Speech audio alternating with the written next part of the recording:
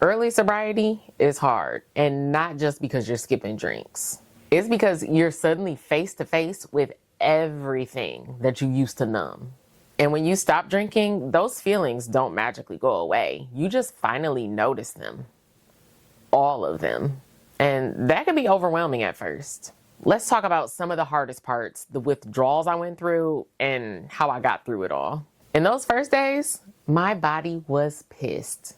I had night sweats, mood swings, headaches, shaky hands, and this weird panic. What am I doing? I wasn't aware that withdrawal wasn't just physical, it was emotional. I felt raw, exposed, and honestly a little bit scared. I think that's when I really realized that alcohol wasn't just a habit, it was something that my body had come to rely on. So how did I get through it? Let's start with the withdrawals.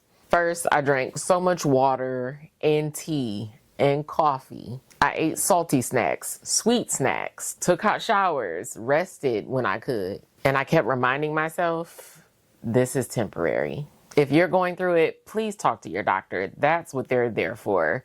Detoxing can be extremely dangerous if you've been drinking heavily. I was lucky mine was fairly mild, but it was still rough. And I told my doctor about how I quit cold turkey about 9 months after the fact, and she let me know how dangerous that decision was. And once the physical stuff started to ease up, I was hit with the emotional stuff.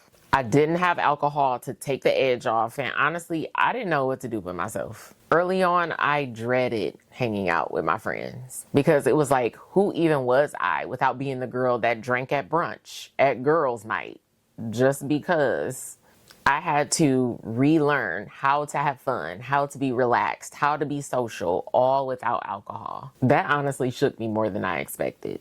Without realizing it, drinking had been part of my identity for so long. I tried to stay grounded, to fight cravings. I literally had to learn to take a pause. I would take a deep breath and ask myself, what do I actually need right now? Sometimes it was water, food, a walk, venting to someone, or just sitting through it. I had a couple trusted people that I could talk to, plus some Facebook groups about sobriety and this app called I Am Sober. That was huge. And I also really had to make a mindset shift. I had to redefine what fun was, and that took time. At first, it felt like life was flat, but over time, I found joy in things that I didn't even notice before. And I started looking at each sober day as not forever, just today. And that helped take off so much pressure. If you're in early sobriety or even just thinking about it, I see you.